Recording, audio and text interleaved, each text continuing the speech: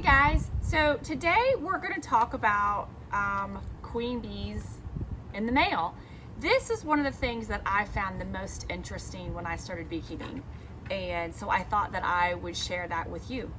So every hive has to have a queen, okay? Now, something can happen to your queen. They can go queenless, perhaps because she gets too old, full of old age, or she gets sick, or there's all sorts of things that can happen to your queen. So if a hive goes queenless, they have to make a new queen. So bees can do that, they can make a new queen. But sometimes that process fails, or the beekeeper just decides for one reason or another that they don't want the hive to create their own queen, but they want to buy one from a breeder. So you can actually buy queen bees from breeders.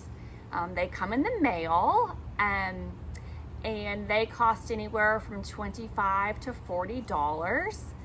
And a couple of cool things about these cages, they're called queen cages. So it has corks in both ends of the cage, and then it has candy in one end, which is this white stuff right here. Now, in each cage, you're going to have the one queen bee, and you're going to have 6 attendant bees. So those are worker bees. The queen can't be left alone for any lengthy period of time. She'll die. So she needs attendants with her to take care of her all the time. So you've got your attendant worker bees and your queen bee here in the cage. Now, if we have a queenless hive and we put our queen bee in that hive, we let her go, the hive will kill her. Even though they don't have a queen, they have to have time to accept this one as their own. So this cage is quite clever. It's got corks in both ends, but one end has this candy here, right? So what a beekeeper will do is she will pop open the cork on the candy end.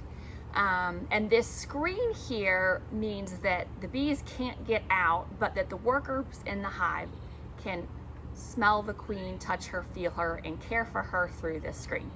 And then of course this candy means they can't get out through this end either. But it will take the bees, I don't know, a few days to eat through the candy end of the cage.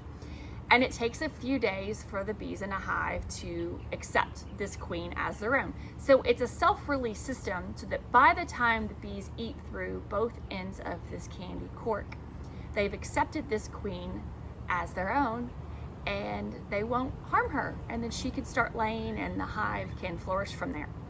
Another thing I want to point out here is that this queen has a small blue mark, as you can see here. Now, bee breeders, those are folks that sell bees for a living, will mark their queens often with a color, and every year has a color. So there's 5 colors total that will span 5 years. And this year's color is blue. So you can see here the queen has a blue marking. The reason for that is that helps beekeepers spot their queen a little bit more easily, but also if you see the color, then you know what year that queen was from. The idea being that a queen wouldn't live more than 5 years, so you would never have overlap of colors. So that's it. Anyway, again, just a really cool aspect of beekeeping that I really thought was fascinating when I started, and I wanted to share it with you guys. Hope you thought it was interesting too.